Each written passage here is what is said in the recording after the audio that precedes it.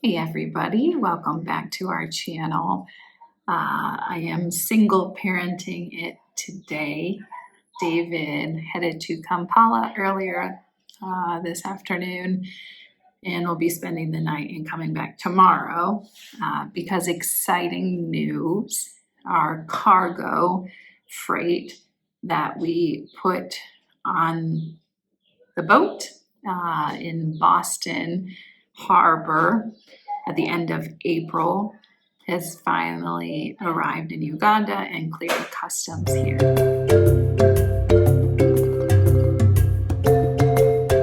We got notification from the company that did our cargo freight for us that it has safely arrived at their office and needs to be picked up. And so with that being said, he headed to Kampala.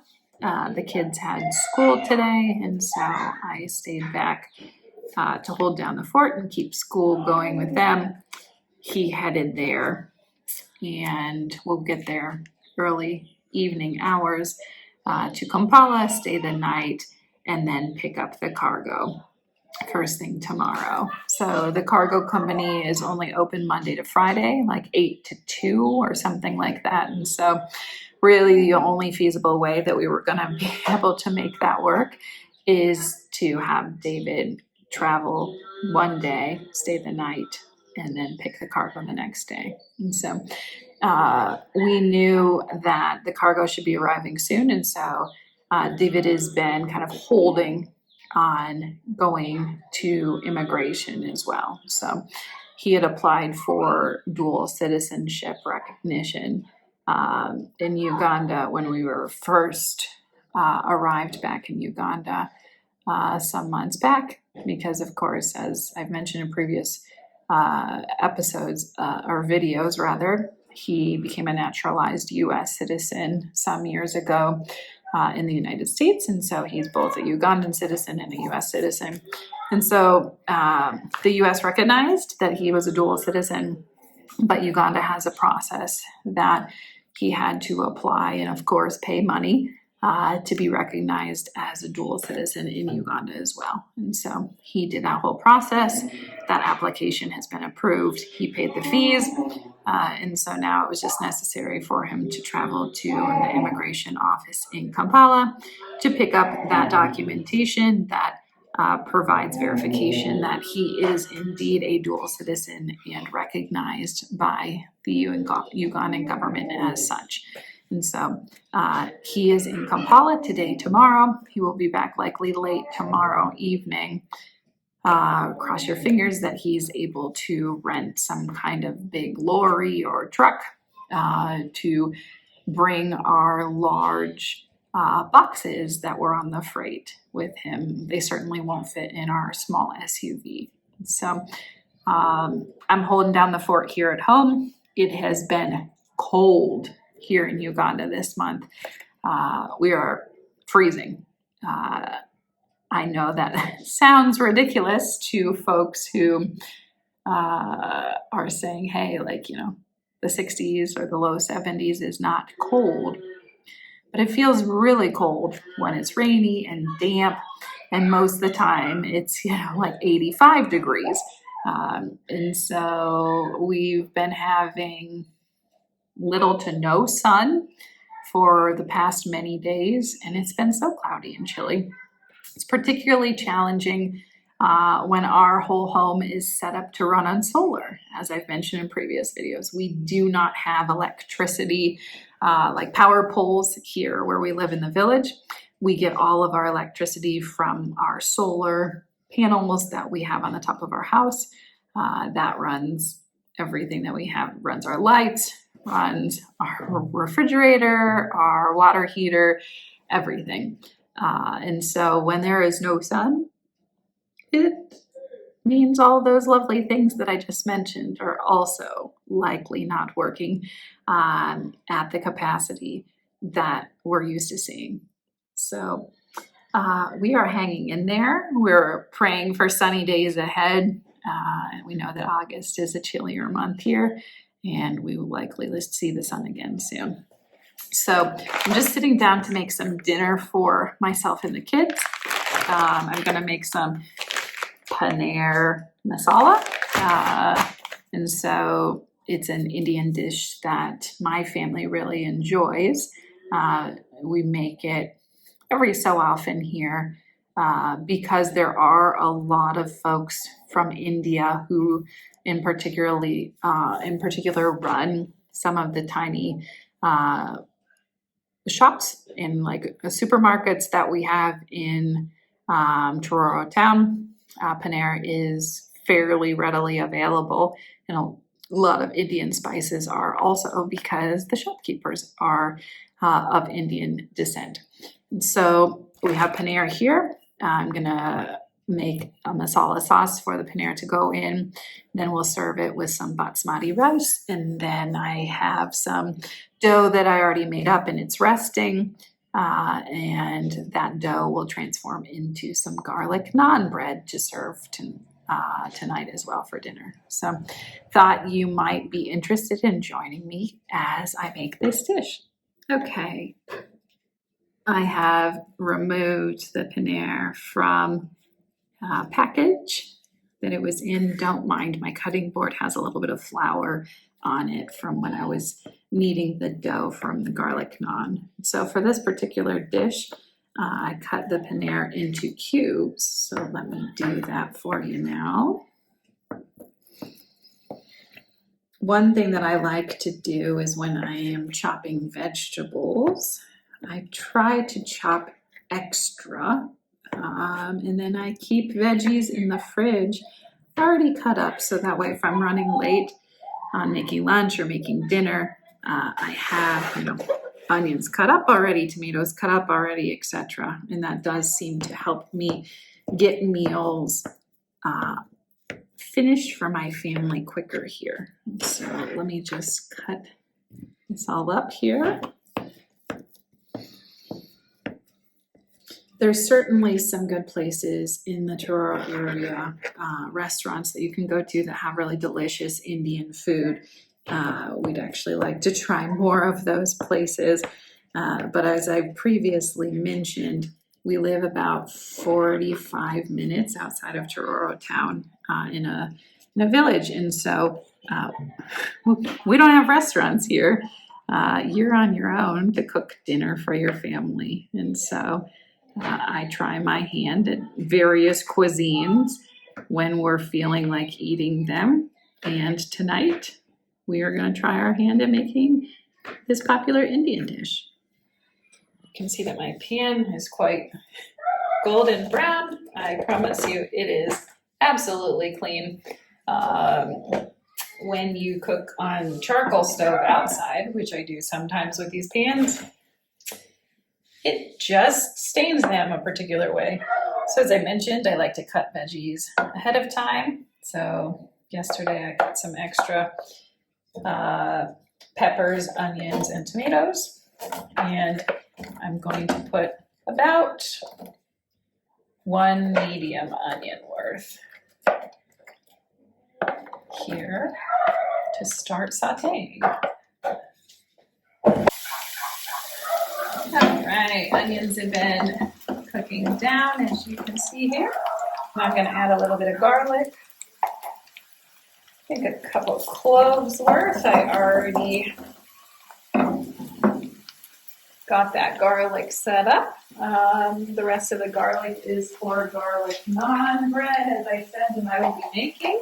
So let's go ahead and stir this garlic around. Smells really delicious.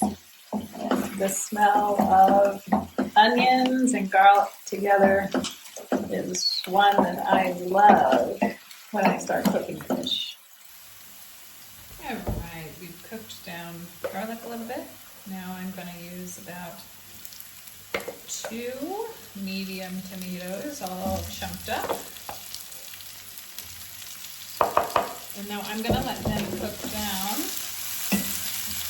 until this all gets saucy. All right, these are cooking down very beautifully here.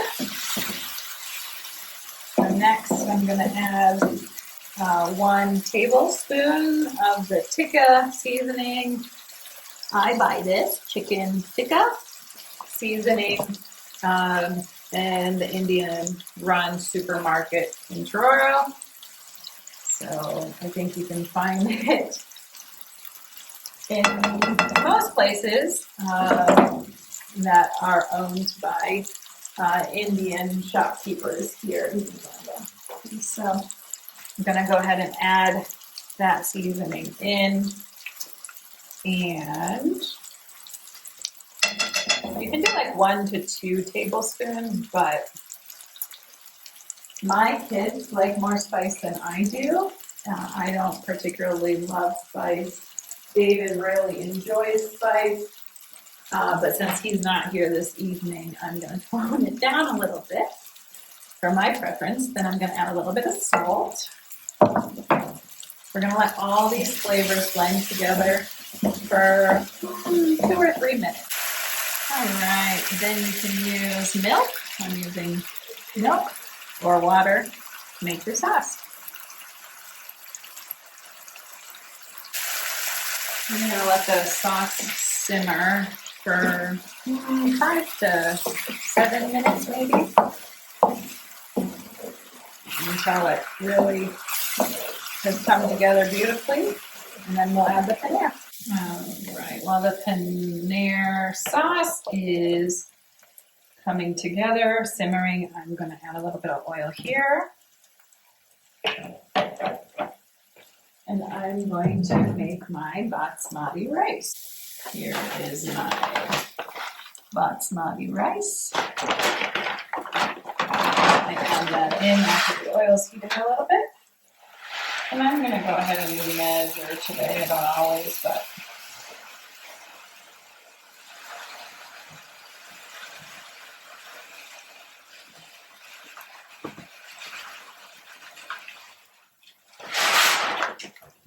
all right. About a cup of rice. There's barely any left in the bag, so I'm just going to do the rest of the bag. There we go. So luckily we have more that we just bought, so because we're almost out. So that's just almost exactly 1 cup of rice. And mix this together. And it's cooking a little bit with the oil. All right, now I'm going to add 2 cups of water. 2nd cup. There we go. Stir. Okay. Next, I'm going to put the lid on and let this cook with the lid on low heat for about 18 minutes. Okay, now I've got the paneer all in the pan. I'm going to just mix it a bit.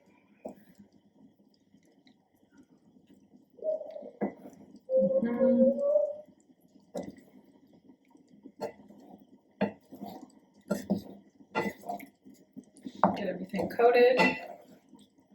All right. We're going to let this all come together for a few minutes. All right, as I mentioned earlier, I had some garlic naan batter resting. So here it is. I'm going to go ahead and knead it and separate it into probably about 8 circular balls to get it ready to cook on the stove here shortly. I still have the paneer cooking on simmer and on the stove there, and I also have some basmati rice still steaming. So let me show you what I'm doing with the garlic naan. Okay, so here's my dough. I'm a little nervous because it's looking different than the dough I made not too long ago. So I hope it's turned out okay. I guess the recipe I used is slightly different. So first I cut the dough in half. All right, now that I've separated these, I'm going to cut each of these into, I think 4 segments should be about right. I love my little plastic dough thing. I don't know if that's what it's actually for, but I'm pretty sure it is. I found it and I was like, oh, this will work perfectly. So let me cut my 8 segments here. My dough rested, I don't know, maybe 30 to 40 minutes, something like that. So now you can see I have 8 little segments. I'm just gonna roll them into little balls here. Don't have to be perfect by any means. They end up being kind of like a flatbread on the stove anyways. So put these little segments on the stove here shortly, one by one, with some cooking oil, and then I will brush them with butter that's been infused with garlic, and that's how we'll get our garlic naan. All right, this is how our Paneer Tikka is looking. It's been simmering for quite a while now. Everything's coming together beautifully. It's looking delish. Let's hope it tastes delicious as well. All right, you can see I've added another pan to my stovetop. I'm gonna melt down some Blue Band. I don't have real butter, so I will use this margarine.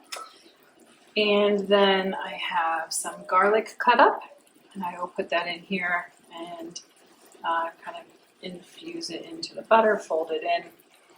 And this will be my spread for my naan bread when it's finished, so it can for sure be garlic naan. As we talked about before, I've got basmati rice steaming here. And here's my delicious paneer. So dinner is coming together nicely. Now I'm going to add in that garlic that I chopped up. And get this all mixed in together here. Okay, now I've got my pan heating, and I am going to go ahead and press my naan bread. I know there's a lot safer ways to do this. I should probably get a spatula or something, but I try to get the dough to be about, I don't know, a 1/4 of an inch thick, something like that. Sorry, folks. I am guilty as an American for not knowing the metric system, and so I certainly learn as I've lived here in Uganda and bake, but not gonna lie, I brought measuring cups and things with me in my suitcase from the US, so that way they had what I was used to, which was cups and teaspoons and tablespoons and things. So anyways, as I mentioned, my dough is not quite right today. The other day when I made naan, the dough was really nice. I'm not seeing that with this, so I'm a little bit worried. Typically, it's just like a minute or two where you are cooking the naan, then you're flipping it. It is making a nice browning pattern, which is great, but I've done something differently, clearly, with the dough today. I was not paying as careful of attention with my measurements, I'll be very honest. I was just kind of throwing things together while I was multitasking and helping some of my nieces and nephews who needed something out on my veranda. So with that being said, I think it'll still taste fine, but this is not my best dough. All right, I finished cooking up the naans. Now I'm just going to add this garlic butter to the top.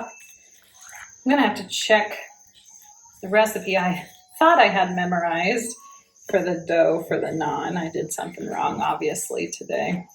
And it is not coming together nicely the way it normally does. So I don't think it's going to be quite as soft and delicious as we're used to with the naan bread, but nonetheless, it's finished and we'll eat it. So here's what it looks like when it's all finished, and I'll show you the rest of the meal. All right, there's my nice basmati rice. Here's how the paneer turned out, and you just saw the naan bread. All right, this is what it looks like plated, and we're gonna have it with naan bread. What do you think, Zeke? Good. Looks good? All right, bon appetit. All right, dinner was a big hit tonight. Then my nephews came over and we watched a replay of one of the most recent Liverpool matches. And so that was about an hour and a half, and now it's late and I'm ready for bed. As you can tell, the lights are really dim. So as I mentioned, it has been cloudy around here. Our solar has really had to work overtime. So we do have lights right now, but they are very dim at this time of the night. So we are praying for sunshine and good weather tomorrow to help bring our solar back to full power. And with that being said, I'm going to end this here, and I'll pick up this video tomorrow. Thanks. Sweet dreams. Good morning, everyone. I'm here in the schoolroom. The kids are working on their school right now, and I am sitting here monitoring their progress and doing a little work myself on the computer. It was a long night, or a short night is what I should say, actually. So I think that there must be a burial or something that's going to be going on soon. Someone must have passed away because there was music again all night long, which likely means that they were doing some fundraising. It was quite near our house, so loud music all night long. And then about 6 a.m., our solar system started beeping. And so when that happens, that means that there is not enough power to sustain what it is we are trying to power. And so that beep is like the beep of like a smoke alarm that has a dead battery, a battery that needs changed. It's pretty constant. There's no way you can sleep through it. So had to jump up, get dressed, go outside to our store, to our utility room, and figure out what was going on with the solar.